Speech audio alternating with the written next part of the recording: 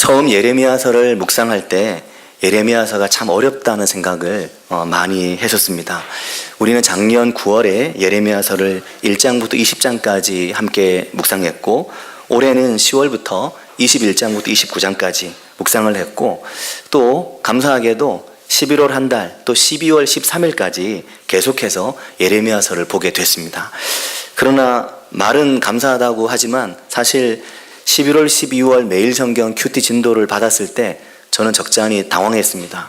왜냐하면 이제 좀 예레미야의 이 무거운 말씀보다는 좀 더 가볍고 또 좀 더 우리에게 기쁨과 은혜가 되는 그런 말씀이면 좋겠다 싶었는데, 12월까지 예레미야서라, 11월 한 달을 또 예레미야서를 볼 생각을 하니 이거 여전히 어렵고 힘든 말씀을 어떻게 또 새벽마다 이거 설교를 해야 되나, 그런 마음이 많이 있었습니다.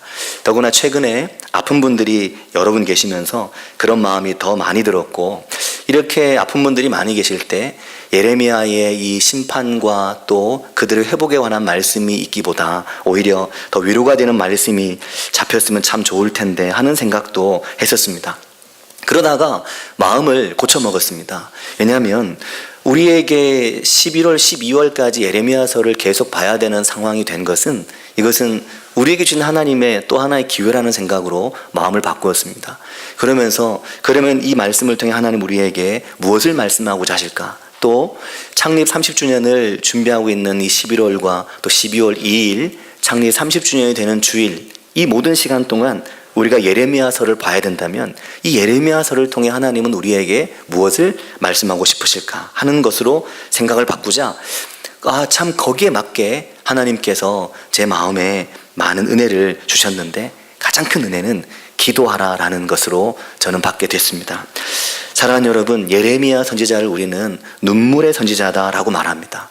그것은 예레미야라고 하는 선지자가 눈물이 많고 그가 하나님의 백성을 향한 눈물을 가지고 있기 때문에 눈물의 선지자인 게 아니라, 예레미야를 통해 하나님의 마음이 우리에게 눈물로 전달되는 것입니다.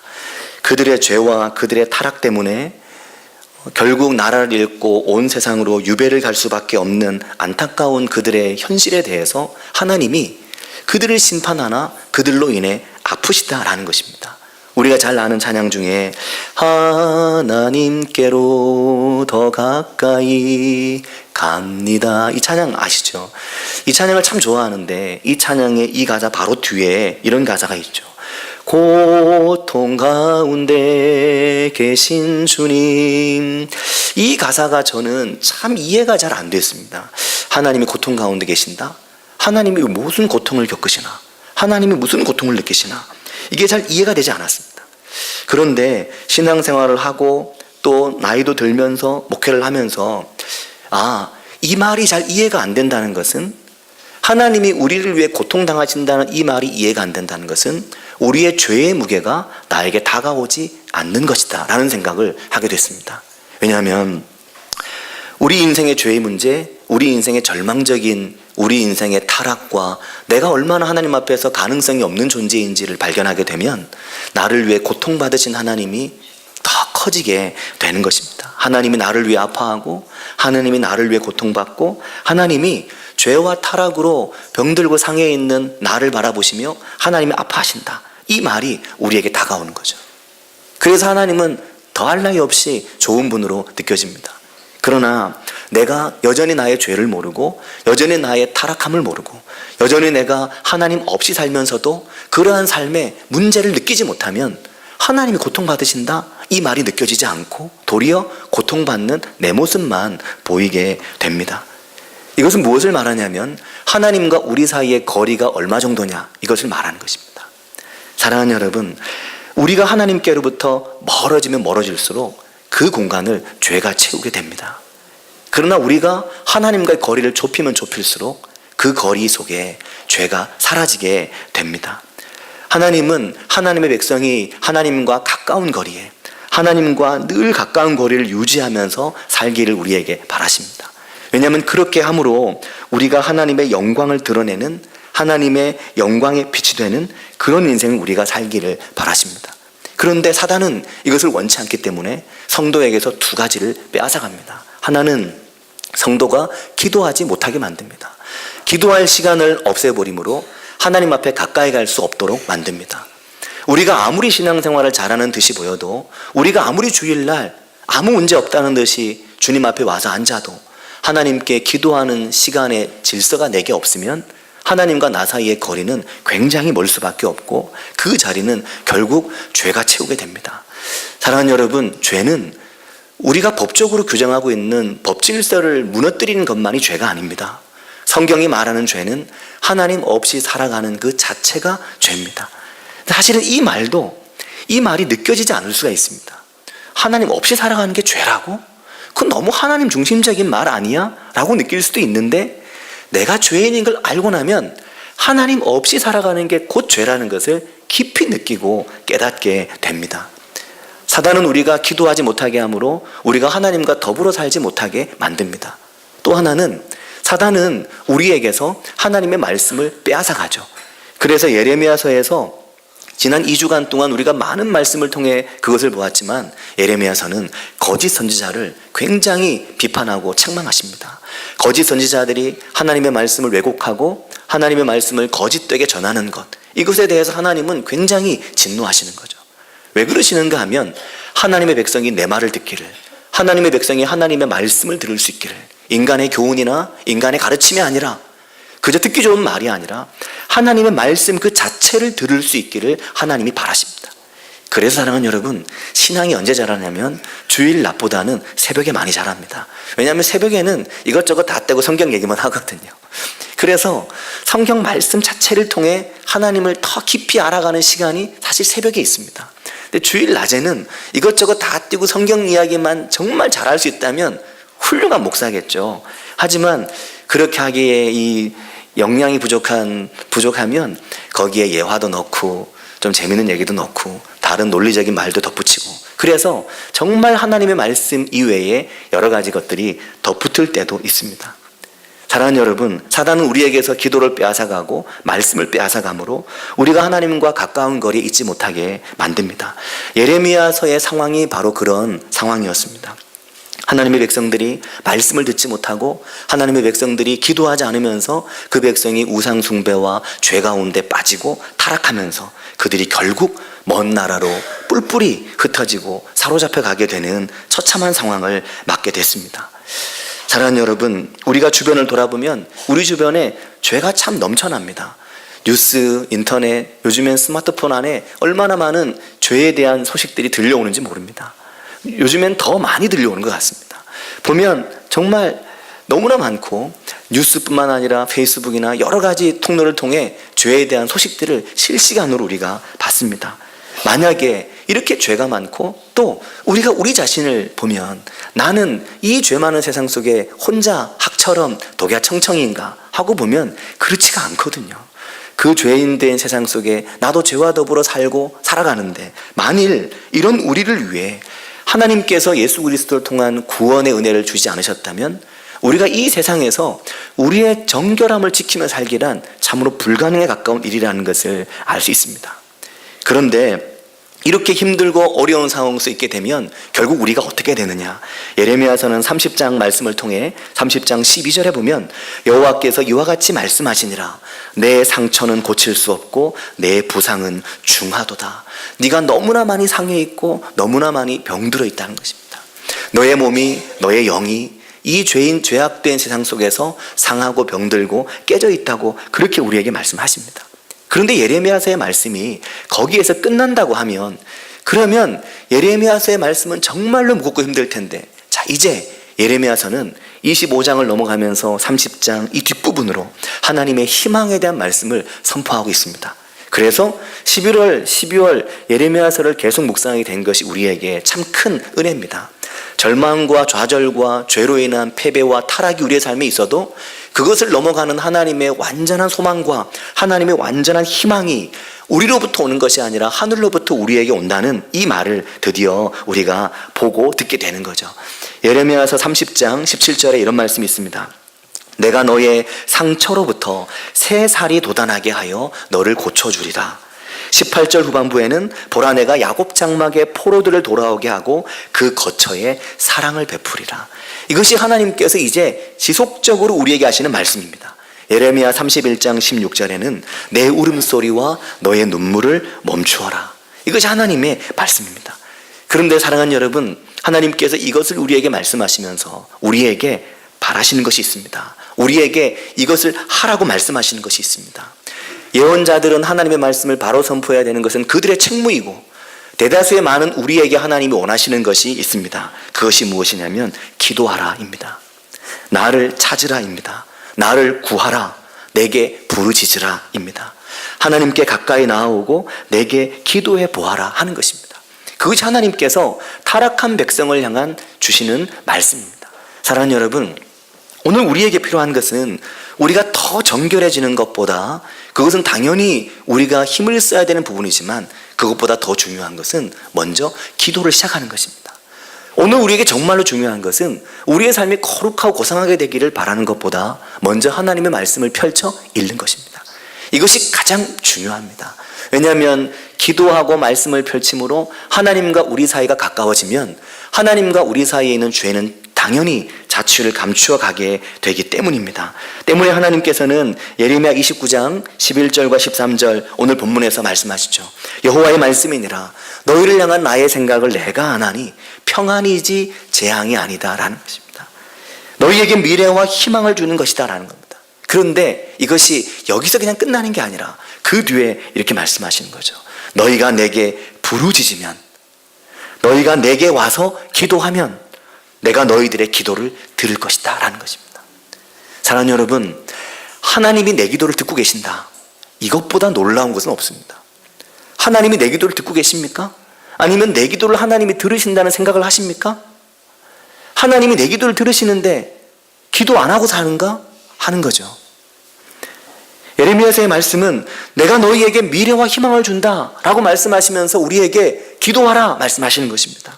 너희가 내게 부르짖으면, 너희가 내게 와서 기도하면 내가 너희들의 기도를 들을 것이고, 너희가 온 마음으로 나를 구하면 나를 찾을 거라는 거죠. 사랑하는 여러분, 신학적으로는 하나님을 찾는다는 말은 틀린 말입니다. 신학에서는 하나님은 찾는 것이 아니라 하나님, 우리에게 하나님 당신을 계시하시는 것입니다. 우리에게 하나님을 오픈하시는 거죠. 그런데 신앙적으로는 꼭 그렇지가 않은 겁니다. 신앙적으로는 하나님을 찾을 수 있는 길이 있는 거죠. 어디서 찾습니까? 너희가 나를 온 마음으로 구하면 나를 찾을 것이라는 것입니다. 그 말은 즉 기도하라는 말입니다. 기도하면 나를 보게 될 것이라는 것이죠. 기도하면 나를 만날 것이라는 것입니다. 기도하면 나를 찾을 거라는 거죠. 뭘 우리가 찾고 싶을까요? 사랑하는 여러분, 뭘 찾고 싶으십니까? 얼마 전에 미국에서 조가 넘는 복권, 그 당첨 복권의 조가 뭐 넘었다고 그런 기사 보셨죠? 네. 거기에 보면 그 당첨자가 나왔나요, 지금? 아, 나왔어요? 그럼 얼마 받는 거죠? 1조? 세금 뗀다면서요? 야, 그래도 그게 어마어마하죠? 세금 떼도 되니까 제가 가져도 좋겠습니다. 어마어마하죠?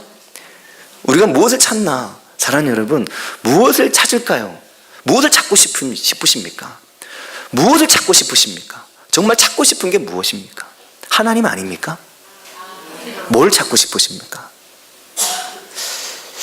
현실적으로 우리는 돈이나 혹은 좋은 어떤 자녀들의 직장이나 현실적으로 우리에게 필요한 것들이 있습니다. 그런데 하나님을 찾으면, 하나님을 만나면 그 현실적인 모든 것들은 또 다른 현실이 되고 맙니다. 하나님을 만난 그 일이 우리에게 그 무엇과도 바꿀 수 없는 현실이 되는 거죠. 하나님을 찾았다. 내가 정말 기도하는데 하나님을 보았다. 내가 기도하면서 하나님의 음성을 들었다. 기도하면서 하나님이 내게 말씀을 주셨다. 내가 기도하는데 하나님께서 내 마음의 모든 이 근심과 걱정을 완전히 몰아내시는 큰 은혜를 느꼈다. 기도하면서 그동안 내가 세상에 태어나 그렇게 울어본 적이 없는데 나의 모든 죄악이 생각나면서, 나의 모든 연약함이 생각나면서, 나의 모든 상처가 드러나면서 하나님 이것을 만지시는 놀라운 하나님을 만났다. 이거보다 더 인생에 좋은 게 뭐가 있을까요? 그런데 우리는 이걸 자꾸만 생각을 하지 않는 겁니다. 이것을 생각하지 못하도록 우리의 관심을 다른 데로 돌리고 우리의 생각이 다른 방향으로 향하게 하는 거죠. 정작 우리에게 가장 중요한 것은 하나님을 찾고 하나님을 구하는 것인데 말입니다. 사랑하는 여러분, 우리는 기도가 어렵다는 생각을 많이 합니다. 아, 기도 어려워서요. 아우, 기도하기 힘들어서. 아우, 그렇게 어떻게 기도해요? 그럽니다. 아우, 강단에서 기도하시는 분들 보면 숨은 어디로 쉬는지 정말로 쉬지도 않고 기도를 얼마나 잘하시는지. 오늘 새벽에도 정선인 권사님께서 일부 예배 때 기도를 하셨는데 전 기도하다 숨 넘어가는 줄 알고 엄청 긴장했다는 거 아닙니까? 얼마나 긴장을 하셨는지. 호흡이 막 힘들어지셔가지고, 아, 그래서 2부 예배 기도 안 하겠다는 것이었구나. 제가 정말 절실히 느꼈습니다. 당분간 2부에 세우면 안 되겠다 생각을 하죠. 긴장할 수 있지만 때로는 기도하는 분들 보면, 야, 기도를 너무 잘한다. 나는 언제 저렇게 기도하냐. 그것 여러분 다 할 수 있습니다. 근데 정말 중요한 기도는 그런 기도가 사실 아닙니다. 정말 중요한 기도는 하나님께 내 기도의 말을 떼는 거죠. 기도하는 자리에 가서 앉아 있는 겁니다. 그게 중요하지 기도를 얼마나 잘하느냐가 중요한 것이 아닙니다. 기도하는 자리에 가서 앉아 있는 게 중요합니다. 그게 중요합니다. 전에 있던 교회에 앞에 이제 처음 전임을 하던 교회에 늘 이런 기도에 대한 이야기를 할 때마다 늘 예화를 드는 분이 한 분 있습니다. 그분은 이 딸아이 교회 학교 가라고 픽업하다가 예수 믿게 된 분인데, 딸을 교회 학교로 태워주고 아빠는 이제 안 들어가고 밖에 차에서 잤는데, 어느 날 딸이 자꾸만 아빠도 들어와라, 아빠도 예배 드리자. 그러니까 난 안 한다. 그리고 밖에 차에 있었는데 하루는 너무 궁금해서 한번 일어나서 이렇게 들어가 봤다고 하더라고요. 가보니까 의외로 좋더랍니다. 그래서 다음 주부터 이제 아빠도 교회를 같이 간 거죠. 그러면서 새가족 등록을 하고 새가족 교육을 받는 시간이 있었는데, 그때 기도를 이렇게 하십시오 하는 이야기를 들은 겁니다. 그때 그 교육하신 목사님께서 기도 수첩을 하나 만들고 기도 내용을 적어 보십시오 그러더라는 겁니다. 근데 이분 직업이 기자였거든요. 그래서 기자가 뭐 종는 거 좋아할 거 아닙니까? 그래서 야, 이거 나한테 정말 딱 맞는 거다. 그래서 그때부터 수첩을 가지고 기도 내용을 적기 시작한 겁니다. 자식의 건강을 위해서, 아이를 위해서, 또 회사의 현안을 위해서, 또 여러 가지 제 내용들을 쭉 적은 거죠. 적어보니까 적을 게 굉장히 많더랍니다. 그래서 한번 쭉 적었는데, 그리고 목사님 말씀하실 때 그 내용을 매일마다 읽어보시라고. 읽어보고 그 읽으면서 곧 그게 기도니까 읽으라고 그랬는데, 그러면서 또 그 중에 응답되는 것들이 있는데 뭐가 이루어졌으면 체크를 하시라고. 근데 어느 날 봤더니 그렇게 기도 내용 적은 것 중에 어느 하나가 보니까 이루어져 있는 걸 보게 된 겁니다. 그래서 전 같으면 그냥 된 일인데 내가 기도 제목을 쓰고 난 다음에 된 일이라, 이거 기도해서 된 건가 생각이 들어서 더 유심히 보게 됐죠. 근데 그러기를 하는 동안 한 개씩 응답이 되는 게 생기더라는 겁니다. 그래서 그때부터 여기에 재미를 느낀 거죠.